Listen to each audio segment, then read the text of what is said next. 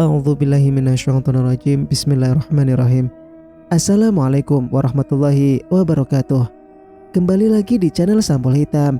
Untuk cerita kali ini masih melanjutkan cerita yang sebelumnya yang berjudul Susu Kalajengking. Cerita ini ditulis oleh Novita Jungkook. Oh ya, sebelum masuk ke lanjut, bagi teman-teman yang belum subscribe, Mang Sukir minta bantuannya untuk subscribe channel ini dan nyalakan notifikasinya agar teman-teman tidak ketinggalan cerita-cerita dari Mang Sukir. Dan jangan lupa share channel ini agar channelnya semakin ramai. Dan tak usah berlama-lama, bagaimanakah untuk kelanjutan cerita ini? Ini dia kisahnya. Selamat mendengarkan. Arya membuka matanya yang terasa sangat berat. Setelah tadi sempat pingsan menahan cambukan di tubuhnya. Kolopati tertawa puas melihat mangsanya yang sudah tidak bisa melawan dirinya. Siluman ular yang sudah jadi manusia seutuhnya itu tak kuat bila harus merusak rantai perak. Mungkin Purnama yang bisa melakukannya. Bodoh sekali kau Joko Ulo. Istri yang sudah mengkhianatimu itu pun kau sampai rela menderita begini hanya untuk menyelamatkannya. Kolopati mengecek Arya. Karena aku bukan iblis sepertimu. Aku hamba Allah yang selalu memaafkan kesalahan orang lain. Jawab Arya menahan sakit pada punggungnya. Bisa-bisanya kau masih dengan bangga mengatakan kau hamba Allah. Tanpa sekarulah kau bukanlah siapa-siapa. Kau hanya anak yang terbuang. Ejek Kolopati. Meski terbuang oleh orang tua kandungku, namun aku bertemu dengan ibu baik dan dia merawatku. Tidak sepertimu yang hidup sengsara selama hidup. Bahkan sudah mati pun menjadi iblis jahanam. Arya membalas ucapan Kolopati. Begitu geram Pangeran Kalajengking karena Arya bisa mendebat dirinya. Dia mengambil cambuk yang baru. Ujung cambuk itu membara dan berduri tajam. Bahkan iblis sekalipun begitu takut bila dihajar oleh cambuk ini. Satu jengkal lagi cambuk akan menghantam punggungnya. Mata Arya berkilat biru dan menangkis cambuk Kolopati. Kolopati melanting bersama dengan cambuknya yang terbakar. Arya sendiri langsung muntah darah karena dia menggunakan kekuatan tenaga dalamnya yang hanya tersisa sedikit. Tubuh bagian luar hancur karena sejak tadi terus dicambuk. Dan tubuh Arya juga terkena racun ketika pertama kali bertengkar dengan Kolopati. Brengsek. Ternyata kau masih punya tenaga. Geram Kolopati. Tidak terima karena serangannya bisa ditangkis oleh Arya. Kini Kolopati menggunakan ekornya untuk segera membunuh pangeran ular. Amarahnya sudah meluap. Tidak terima karena sang musuh masih bisa melawan. Kakak, selamatkan aku. Rintih Arya sebelum menutup mata. Ekor Kalajengking sudah mengincar bagian Arya yang paling berbahaya. Racun sudah siap untuk disemburkan. Kolopati berkacak pinggang sambil terus tertawa bangga. Kepakan sayap yang sangat besar menyambar ekornya. Kolopati semakin meradang karena tamu tak diundang malah datang lagi. Cakra berdiri di depan Kolopati. Ternyata anaknya Gusti Amangkurat adalah titisan iblis berbentuk burung hantu. Tubuhnya tetap manusia normal. Hanya saja pada punggungnya ada 2 sayap untuk terbang. Wajahnya juga berbulu coklat. Sama seperti burung hantu.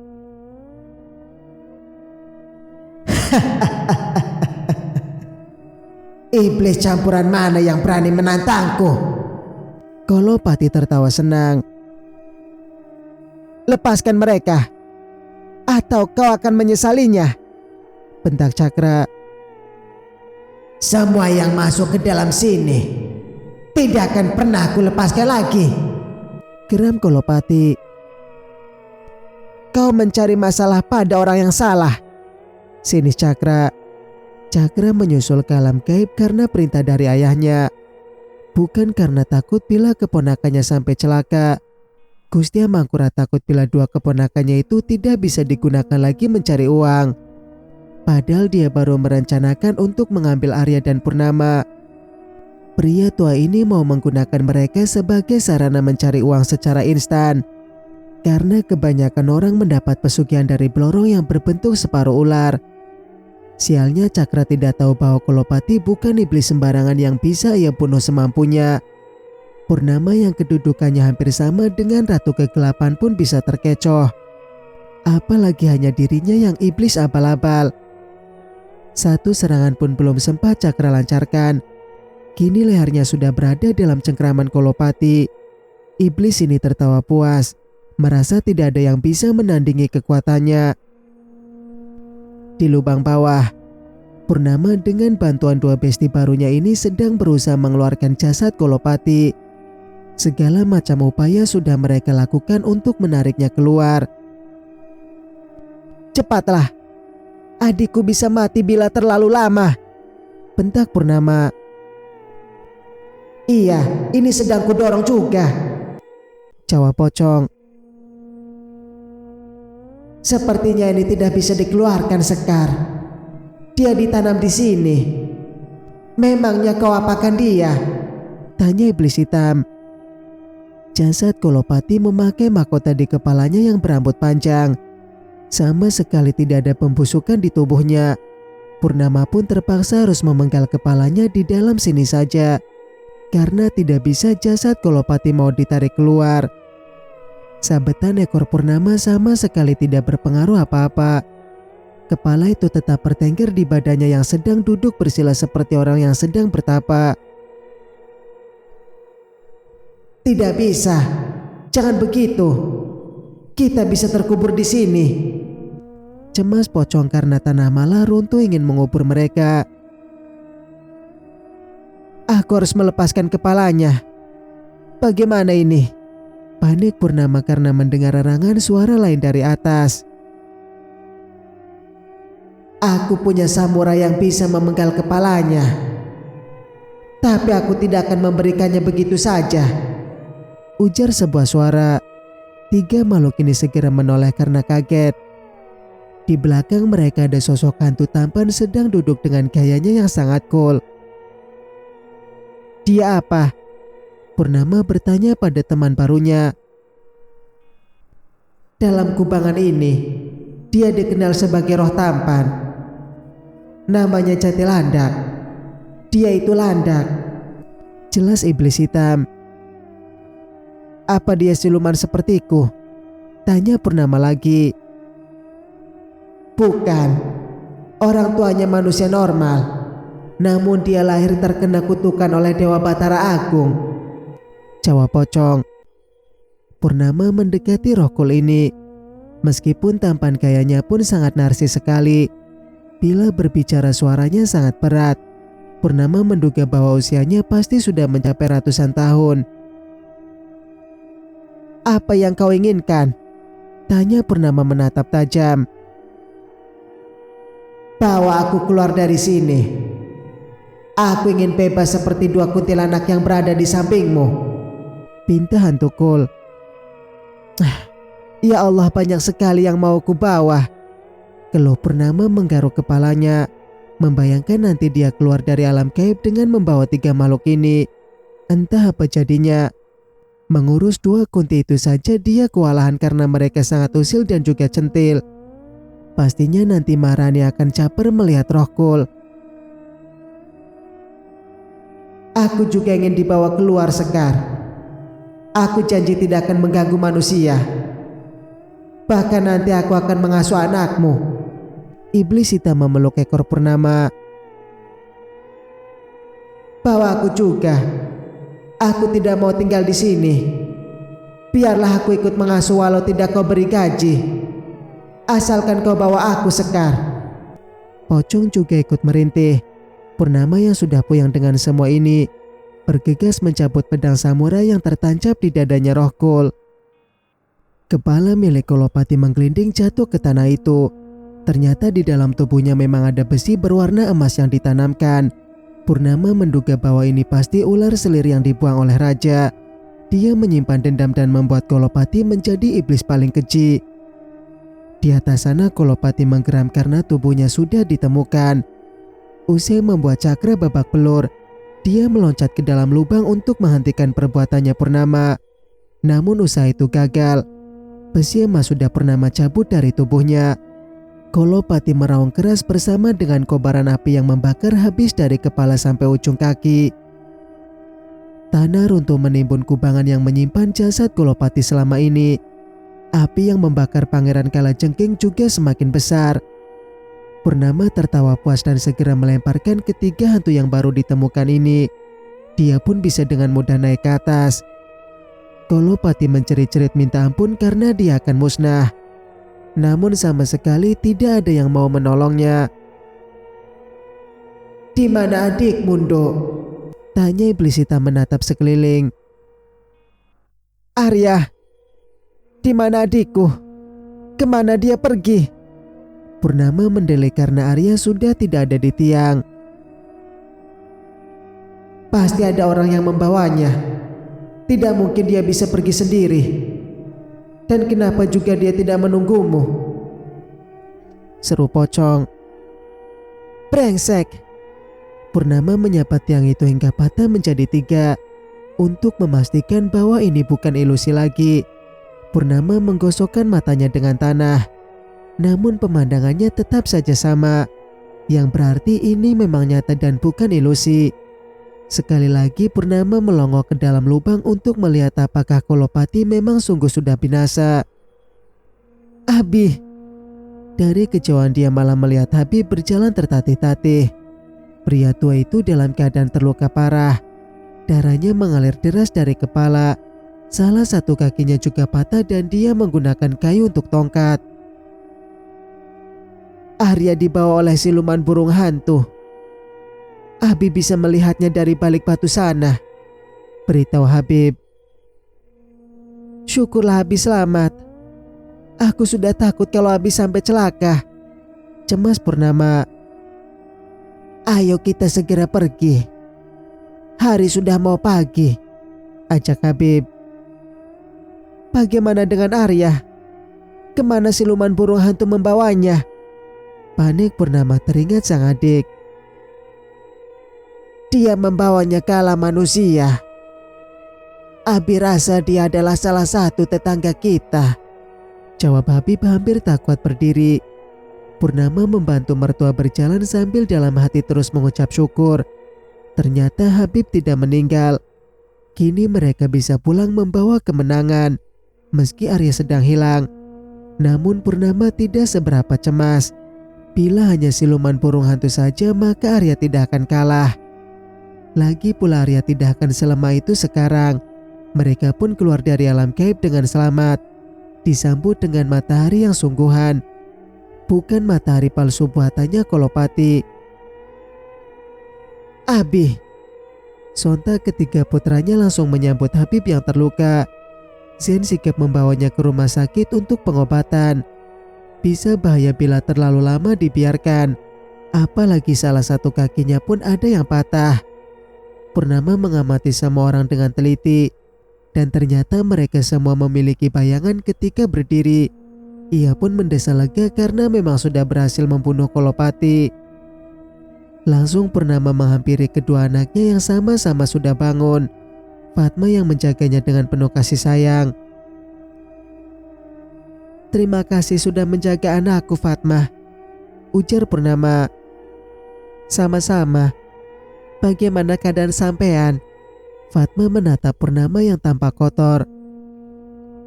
Aku baik-baik saja. Titip sebentar ya karena aku mau mandi, pinta Purnama. Mas Arya mana, Mbak? Fatma bertanya karena tidak melihat Arya. Purnama menghentikan langkahnya sambil menatap Fatma. Yang ditatap malah salah tingkah karena takut melihat tatapan yang sangat puas tersebut. Hilang, jawab Purnama singkat. Hilang? Kenapa tidak dicari dan kenapa bisa hilang, Mbak? Panik Fatma. Kenapa kau peduli padanya? Purnama menatap lekat. Maksudku bukan. Fatma gugup sendiri mau menjawab apa pertanyaannya Purnama. Yang pasti hatinya cemas karena Arya hilang. Jika saja bisa, dia ingin menemukannya sekarang. Tak perlu cemas, dia pasti bisa kembali, ujar Purnama sedikit tersenyum. Benarkah? Tapi bukankah akan lebih baik bila dicari? Fatma masih tidak tenang. Carilah bila kau ingin. Purnama sama sekali tidak mencegah. Dia segera bergegas mandi untuk membersihkan diri. Kasihan kedua putrinya pasti ingin memeluk ibunya yang hilang semalaman. Purnama tidak ingin mandi lama-lama. Pasti Fatma sudah gelisah menunggunya selesai. Ini rumahnya Sekar Ulo ternyata. Adem sekali rasanya, ujar Pocong. Iblis hitam menunjuk Fatma. Dia cemas karena Joko Ulo tidak pulang. Pasti dia pacarnya, tebak Rohkul. 3 iblis yang baru dibawa ini berkeliling untuk melihat sekitaran rumah. Sambil ngobrol santai karena kini mereka bisa hidup tenang di bawah naungan agensinya Purnama. Siapa mereka ya? Maharani menatap tamu baru. Entahlah, kok ada yang kosong kayak gitu sih? Nilam bergidik. Purnama ini ada-ada saja. Coba cari hantu tuh yang ganteng. Rutuk Maharani mengikuti 3 hantu itu. Hingga akhirnya 3 tamu itu menyadari bahwa mereka sedang diikuti. Mereka berbalik dan berniat untuk ramah tamah karena merasa sebagai pendatang. Astaga, yang satu ganteng kok malah dadanya tertancap pedang, keluh Maharani. Itu Pocong kok ya jelek banget, mukanya hancur begitu, sambung Nilam. Duh, itu lagi kosongnya. Kau yang ndak cari yang bagus Topur. Maharani menggerutu kesal. Ketiganya jadi saling pandang karena baru pertama bertemu langsung dihina. Hinaan yang sangat menusuk dada. Walau mereka hantu, namun mereka pun punya perasaan juga. Ternyata mulutmu tidak secantik wajahmu. Bagaimana bisa kelemahan orang kau buat sebagai bahan ejekan? Rohkul membuka suara. Hatiku begitu sakit mendengarnya.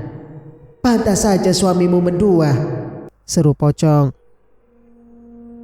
Heh, kau bawa-bawa pula masa laluku, sentak Nilam. Aku ini orang tua loh. Cobalah sedikit hargai aku. Iblis hitam berkata kesal. Maharani tertawa melengking dan malah menyerang ke arah Rohkul. Dia tidak suka karena ada setan baru yang ikut adiknya. Apalagi bentuknya seperti itu. Nilam pun ikut adu skill dengan Pocong. Tinggal iblis hitam yang bersedekap dan menyaksikan pertempuran para hantu di siang hari. Dia bersandar pada dinding rumah sambil bersiul-siul riang menikmati pemandangan. Di tempat lain, seorang pemuda yang tubuhnya luluh lantak karena dihajar oleh cambuk yang sangat tajam. Kini terbaring belum sadarkan diri. Orang yang membawanya lari sudah tidak sabar untuk menunggunya. Tak lama muncul lagi seorang pria yang sudah tua. Bagaimana keadaannya? Amangkurat menatap Cakra. Entahlah, aku juga bingung karena dia belum sadar.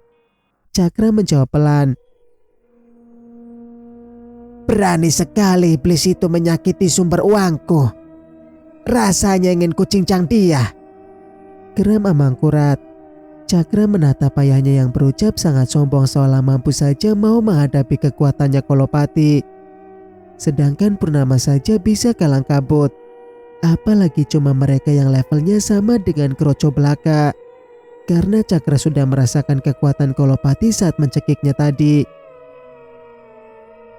Apa ayah tidak melihat lukaku? Atau ayah pura-pura tidak melihatnya? Tanya Cakra. Kau tidak boleh lemah Cakra. Kenapa bukan kau saja yang jadi anaknya Adi? Bentak Amangkurat. Aku juga tidak ingin menjadi anakmu.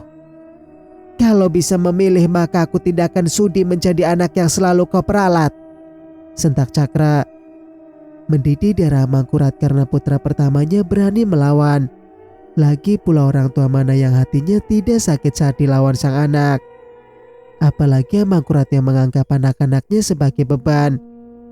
Dia ingin memiliki banyak anak karena berharap salah satu anaknya ada yang menjadi siluman.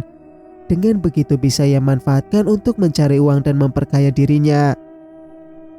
Cakra melanting hingga menembus dinding rumah. Bahkan tanpa rasa iba kepada darah dagingnya sendiri, Amangkurat menghunuskan tombaknya dan berniat untuk menghabisi Cakra.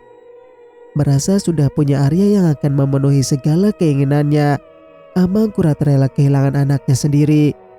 Asalkan nantinya Arya akan memberikan semua harta kekayaan yang bertimbun. Lagi pula dia masih punya 2 putri yang lain. Tidak masalah bila hanya kehilangan Cakra saja. Kibasan sayap Cakra menangkis tombak yang mengincar dadanya. Amangkurat terhoyong akibat perlawanan dari anaknya. Dia meloncat tinggi sambil mengepalkan tinjunya yang berubah menjadi merah berapi. Kepala Cakra yang menjadi incaran. Berdesing kepingan perak menghalau pertengkaran mereka. Tessa menatap saudara dan juga ayahnya. Anak Amangkurat yang sama sekali tidak tahu tentang ilmu dan juga hal gaib hanyalah Nessa saja. Gadis itu terlalu sibuk mengurus teman kencannya. Apa yang kalian ributkan? Kalian itu satu darah. Tidak ada gunanya mau ribut, seru Tessa. Minggirlah, Tessa. Aku tidak akan durhaka walau membunuhnya, bentak Cakra. Dia itu ayah kita, Cakra. Bila memang tidak ingin dengan semua ini, mari kita hidup normal seperti orang lainnya, pekik Tessa. Gunanya hidup seperti manusia lain itu apa? Amangkurat mendekati putri bungsunya. Tessa menarik nafas panjang karena orang tuanya memang sangat kolot dan suka hal berbau gaib. Padahal dia ingin hidup seperti gadis lainnya. Sedangkan dia setiap malam purnama, maka akan berubah menjadi serigala liar dan berburu mangsa. Seru sekali aku melihat perdebatan keluarga ini. Suara tawa mengejek mereka. Sontak mereka bertiga pun menoleh. Ternyata Arya sudah duduk dengan gayanya yang seperti pemuda tengil. Meski tubuhnya masih terdapat luka, namun Arya sudah sadar dan berubah menjadi manusia normal. Paman yang menyelamatkanmu, nak. Di luar sana memang sangat berbahaya untukmu. Paman akan berusaha mengajak Purnama untuk bersama kita juga, pujuk Amangkurat. Aku dan kakak sudah terbiasa hidup dalam bahaya. Setahun lamanya kami hidup berdua di dalam hutan. Bahaya macam apa lagi yang perlu aku takutkan? Arya menyeringai keji. Tessa menyadari bahwa sikap Arya ada yang berubah. Dia tidak kalem lagi seperti dulu. Laganya sangat tengil dan bisa dibilang tidak sopan. Bahkan dia juga mengangkat kakinya sebelah ketika berbicara. Tinggallah bersama dengan paman. Lupakan semua yang sudah terjadi pada hidupmu. Paman janji akan mengurusmu. Tidak perlu kamu pikirkan semua masalah ini lagi, pujuk Amangkurat. Untuk mencarikanmu uang. Padahal tadi di alam gaib sangat banyak uang. Kenapa tak kau ambilkan ayahmu yang gila uang ini? Arya menunjuk Cakra. Sebisa mungkin Amangkurat menahan emosinya karena dia sedang membutuhkan Arya sebagai sarana untuk mencari uang. Niatnya untuk mengambil Arya, ya karena ingin menyuruhnya mengambil uang dari alam gaib. Hanya siluman ular saja yang mampu melihat dan mengambil uang itu. Siluman lain tidak bisa melihat keberadaan uang tersebut. Cakra tadi sama sekali tidak melihat di mana uang itu berada. Makanya dia dianggap tidak berguna oleh sang ayah. Daripada hatinya terlalu sakit mendengarkan ucapan sang ayah yang terus saja menghinanya, Cakra berkelebat pergi dan mengamuk di tempat lain saja. Kadang hatinya sangat sakit karena terus dianggap tak berguna dan hanya menjadi beban saja. Sejak kecil dia sudah menanggung rasa kecewa karena kelahirannya yang tidak diharapkan oleh orang tua. Amangkurat malah ingin sekali mengambil Arya untuk menjadi anaknya. Walau niat itu sama sekali tidak tulus, yang ia inginkan hanya harta kekayaannya saja. Ekor Arya berduri tajam menusuk perut Amangkurat yang buncit karena terlalu banyak memakan uang haram. Tessa menjerit karena ayahnya sudah dicelakai oleh Arya. Darah merembes keluar dari perut pria ini. Tessa ingin membantu ayahnya. Belum sempat serangannya ia keluarkan. Tubuh itu sudah melanting duluan karena dibanting Arya. Tidak ada raut penyesalan karena sudah menyakiti orang. Arya lelah selalu menjadi korban kejahatan. Bagaimana rasanya, Mangkurat? Ekor Arya terus mengorek ke dalam mengaduk isi perut. Gusti Mangkurat terbatuk-batuk dan mengeluarkan darah segar. Tessa ketakutan bila sampai ayahnya meninggal. Walau pria itu kerap mengatai dirinya juga, namun rasa kasih sayang untuk seorang ayah tetaplah berada dalam sanubarinya. Tombak yang tadi Mangkurat bawa, kini Tessa ambil dan menghujamkan pada punggung Arya. Lelaki ular itu menggeliat kesakitan karena punggungnya juga dalam keadaan terluka. Rasa sakitnya semakin bertambah ketika Tessa semakin menghujamkan ke dalam. Lepaskan ayahku. Pergilah dari sini. Jangan sakiti dia, pekik Tessa. Ternyata kau anak yang berbakti juga. Tawa Arya begitu seram. Tubuh Mangkurat jatuh bergedebuk ke lantai. Arya mendatangi Tessa yang menantang dirinya. Sudah tidak ada lagi rasa iba atau kasihan dalam hati Arya. Dia ingin menjadi seperti kakaknya saja yang terlihat angkuh dan jahat. Tessa tersurut mundur karena merasakan ketakutan yang amat besar. Pemuda yang biasanya terlihat banyak mengalah dan lebih kemelo, kini berubah menjadi garang dan beringas. Mungkin Arya baru mengenal Tessa belum lama ini. Namun keluarga Mangkurat sudah mengenal Arya sejak dilahirkan, karena mereka memang punya kekuatan untuk melihatnya. Apalagi mereka masih punya ikatan darah.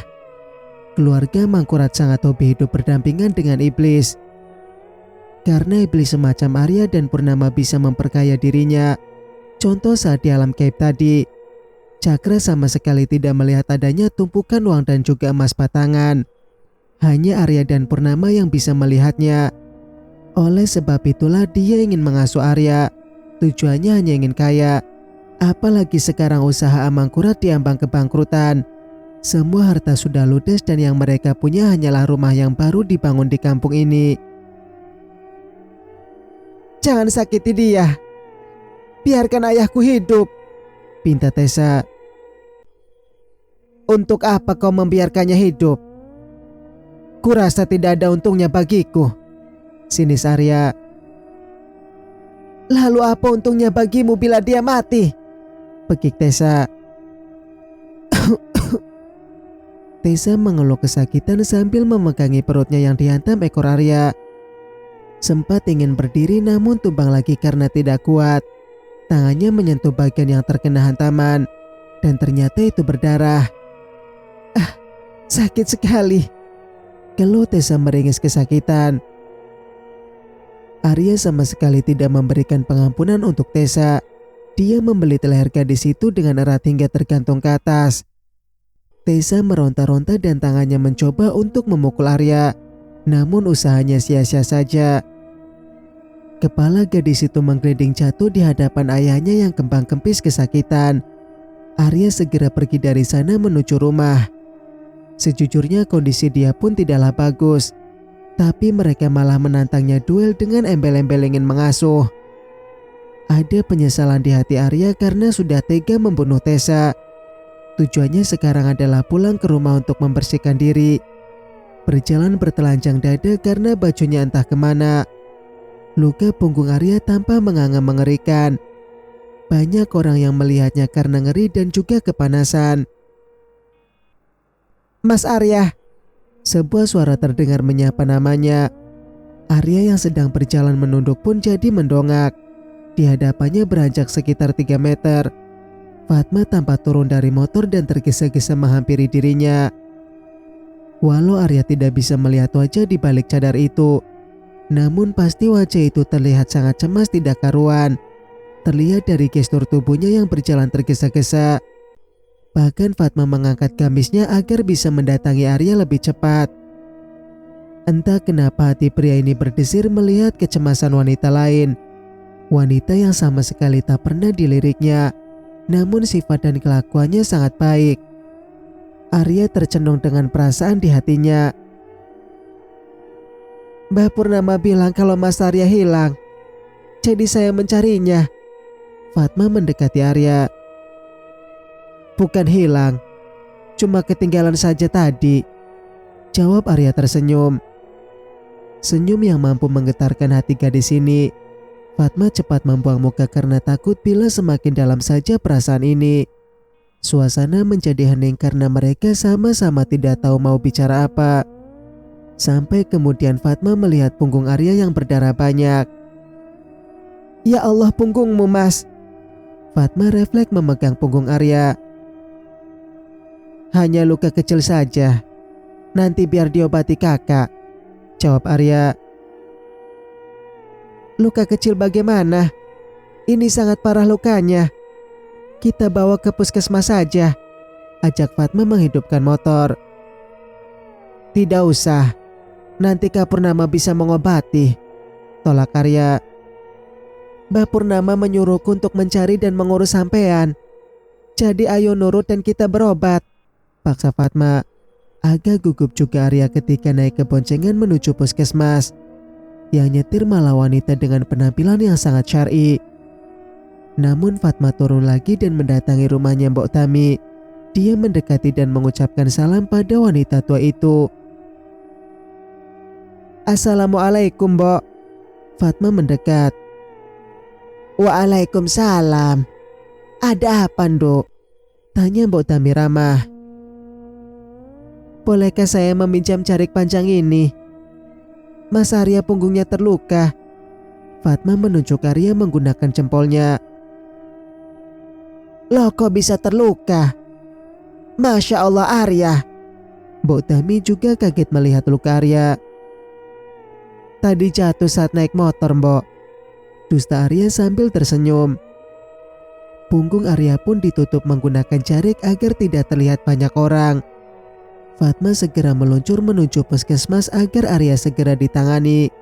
Selama perjalanan mereka hanya diam saja. Arya duduk menjauh dari Fatma. Tangannya berpegangan pada besi yang di belakang. Tidak mungkin pula mau pegangan di pinggangnya Fatma. Luka apa ini? Kok bisa sampai seperti ini? Kaget perawat.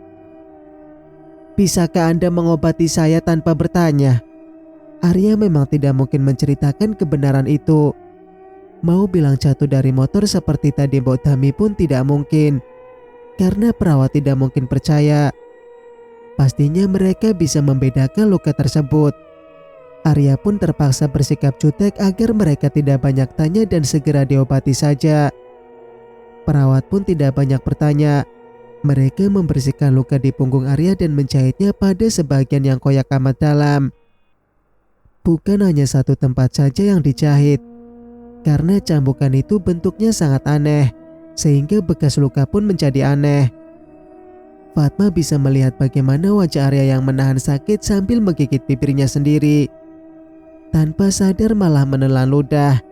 Dia pun membuang muka karena sangat takut dengan perasaan ini. Apalagi setelah mendengar Arya dan Sari pernah menikah. Tolong sadar diri Fatma. Kau hanya anak pelakor.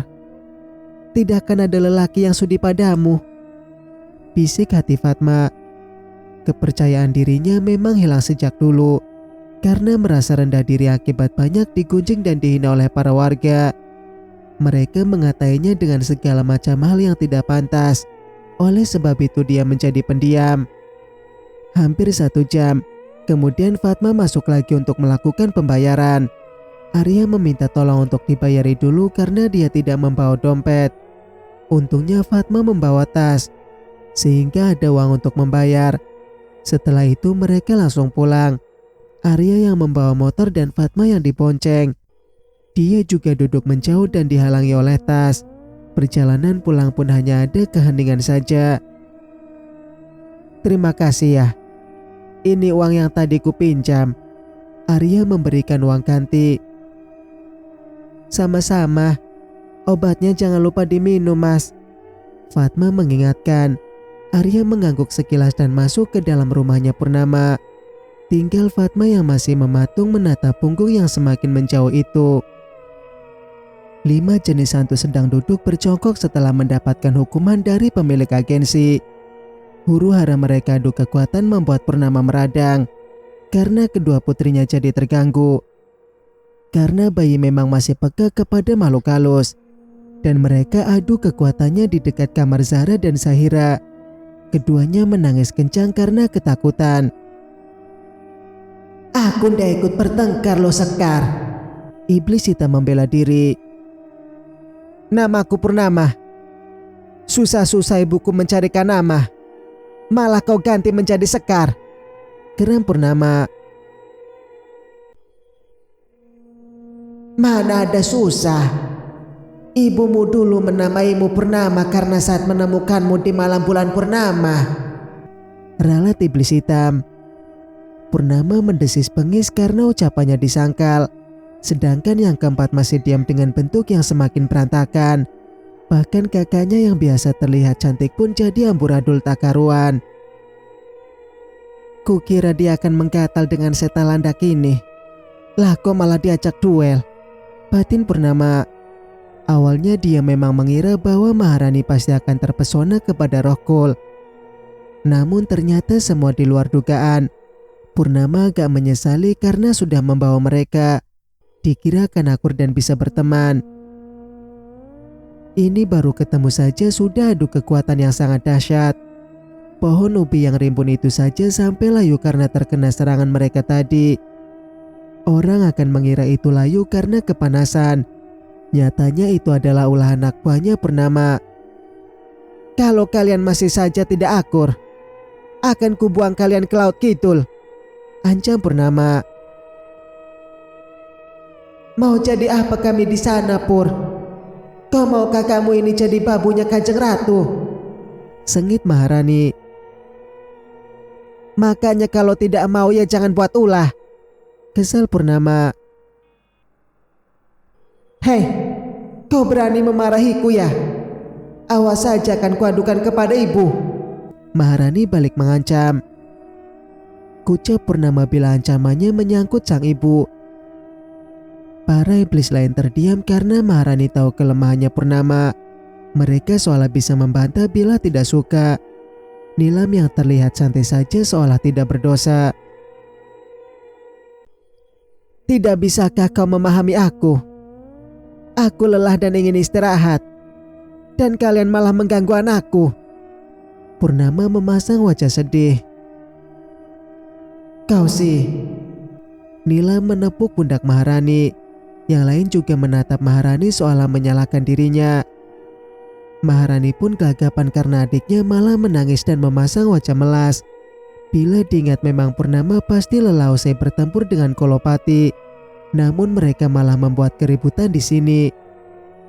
Kenapa kakak membuat Kak Purnama menangis? Arya datang menghampiri mereka. Arya, kakak tidak bermaksud begitu. Maharani mendekati adiknya. Lagi pula ini setan dari mana kok bentuknya kayak gini semua? Apa mereka gebetanmu? Walah kak, cobalah cari yang bagus. Cetus Arya menatap mereka bergantian.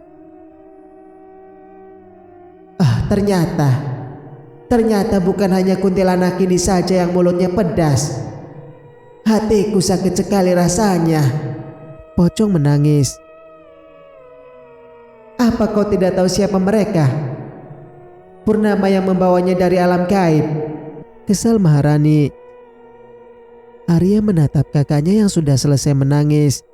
Dengan sedikit wajah memelas, Purnama menganggukkan kepalanya. Arya pun menggaruk kepalanya yang tidak gatal karena bingung. Kenapa pula kakaknya malah menambah member baru? Mereka ikut menolongmu, Ar. Seharusnya kau bilang terima kasih lah, ujar Purnama. Benarkah? Maafkan atas ketidaksopanan saya. Maaf bila sudah menyinggung hati kalian. Arya membungkukkan badannya. Kami tidak mau memaafkan. sebelum kau carikan kami makan enak, ujar Rohkul.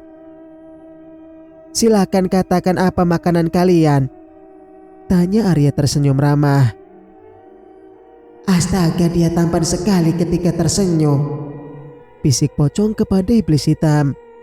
Iblis hitam mengangguk setuju dengan pendapat Pocong. Memang Arya sangat tampan ketika tersenyum. Rohkul meminta tebu yang berwarna hitam dan sangat lurus, dan Pocong minta telur angsa. Memangnya kalian sungguh bisa makan? Tanya Arya. Bisalah, itu memang sudah jadi makanan kami, jawab Pocong.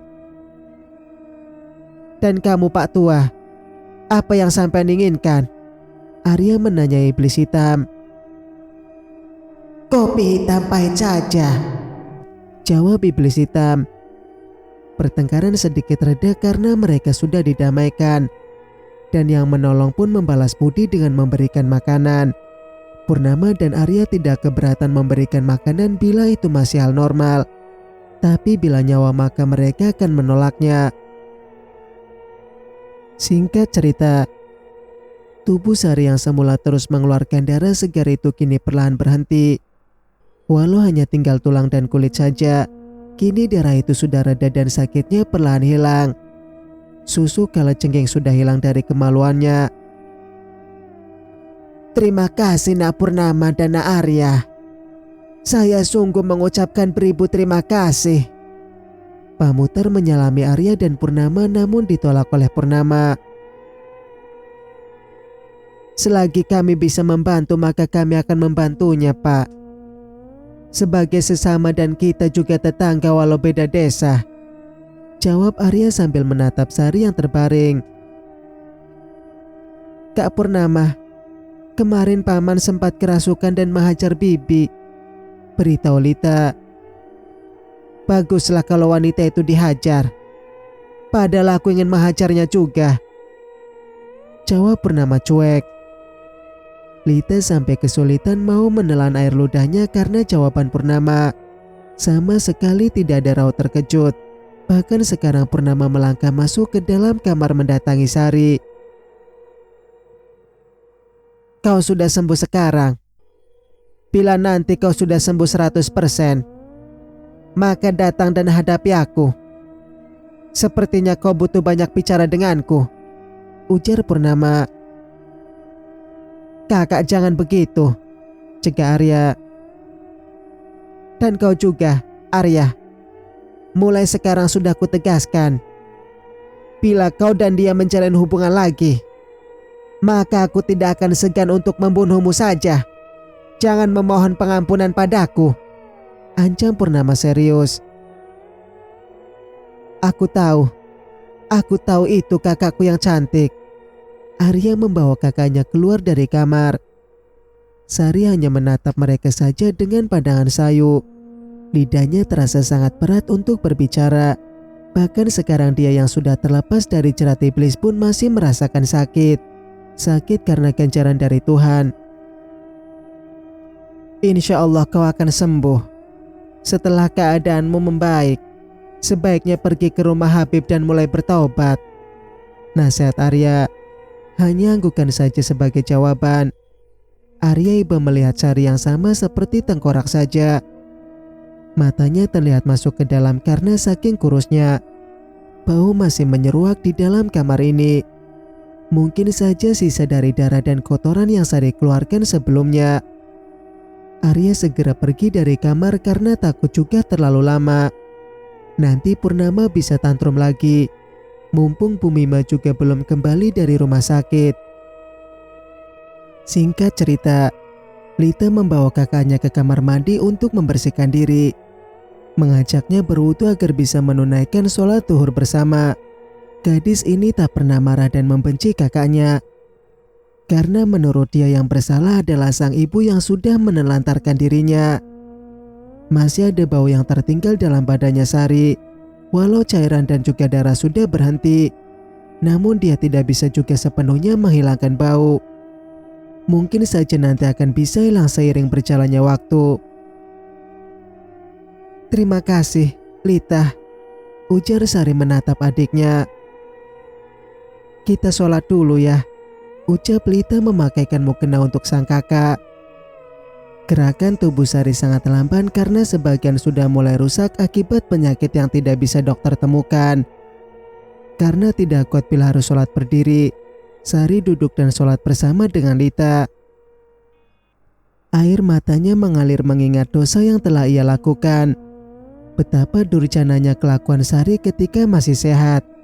Sang suami pergi mencari nafkah dengan menjadi kuli bangunan, tapi dia malah menjajakan dirinya kepada banyak pria. Saat itu dia melakukannya tanpa rasa bersalah sedikit pun. Yang penting harta yang ia dapatkan. Sekarang baru menyadari bahwa kesalahannya memang sangat fatal.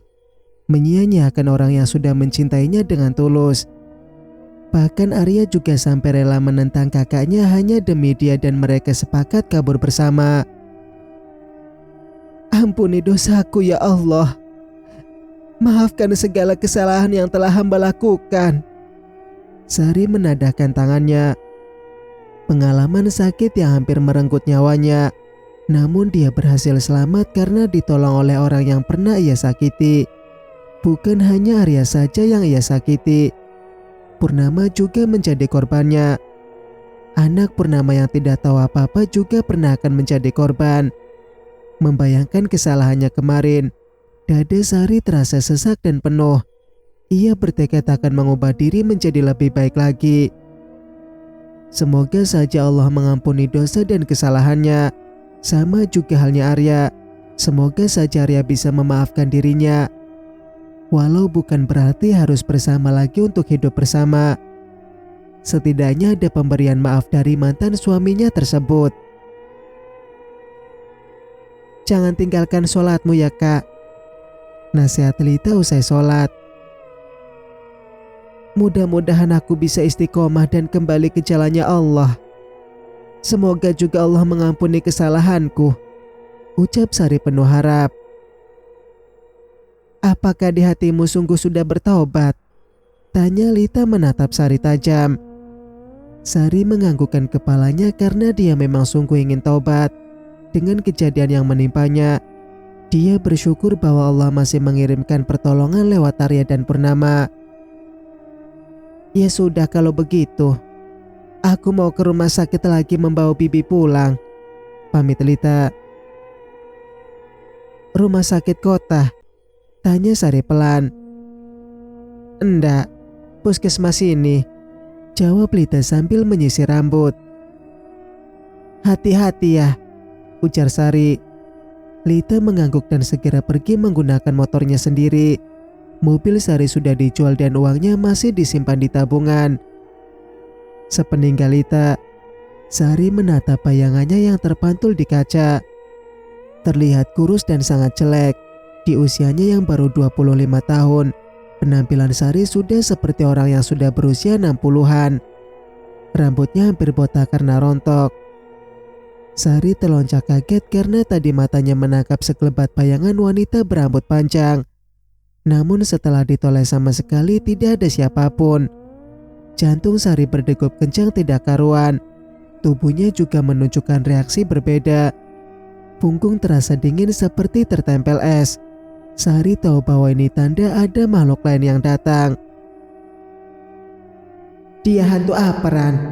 Nila menatap hantu yang sedang mengelilingi rumahnya Sari. Entahlah, dendamnya sangat kuat.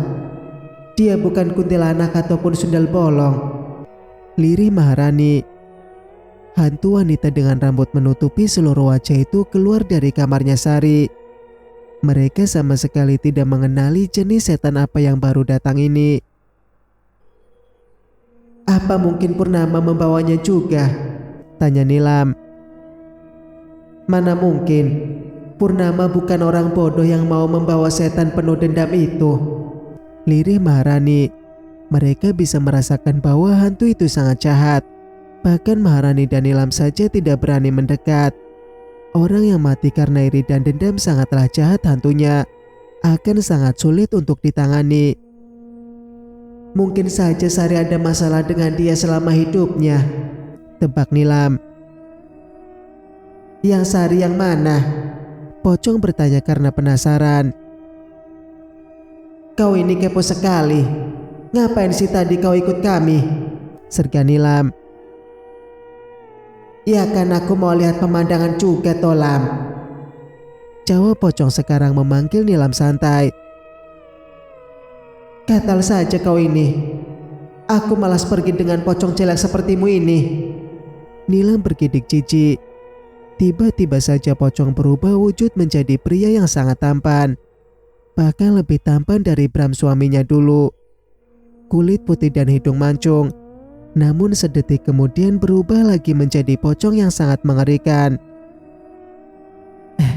Kau tampan sekali ternyata. Kok bisa pas jadi hantu kau jelek sekali? Nilam bertanya penasaran.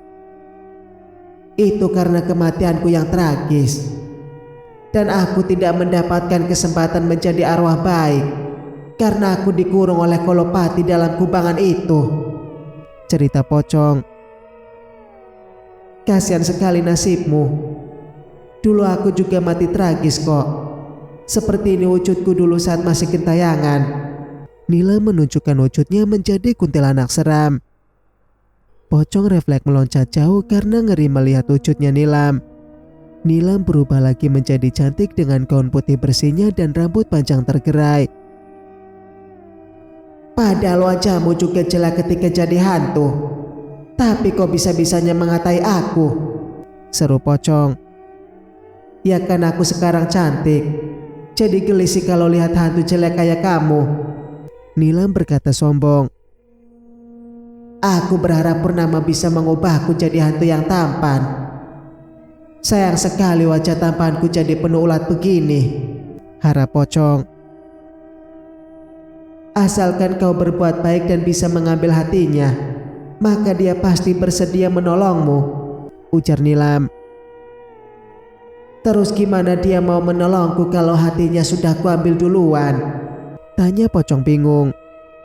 Nilam menggeram karena pocong ini selain jelek ternyata juga bodoh. Saking asiknya ngobrol dengan pocong, sampai dia tidak sadar bahwa Maharani sudah pulang ke rumah Purnama meninggalkan dirinya di sini. Mau kemana? Tanya pocong melihat Nilam akan pergi. Pulang. Maharani meninggalkan aku gara-gara kau, rutuk Nilam. Namun langkahnya terhadang oleh hantu pendatang yang sangat jahat ini. Nilam sampai gemetaran karena merasakan kekuatan hantu jahat yang tidak main-main. Bersambung, nantikan kelanjutan ceritanya di video berikutnya. Mas Sukir pamit. Wassalamualaikum warahmatullahi wabarakatuh.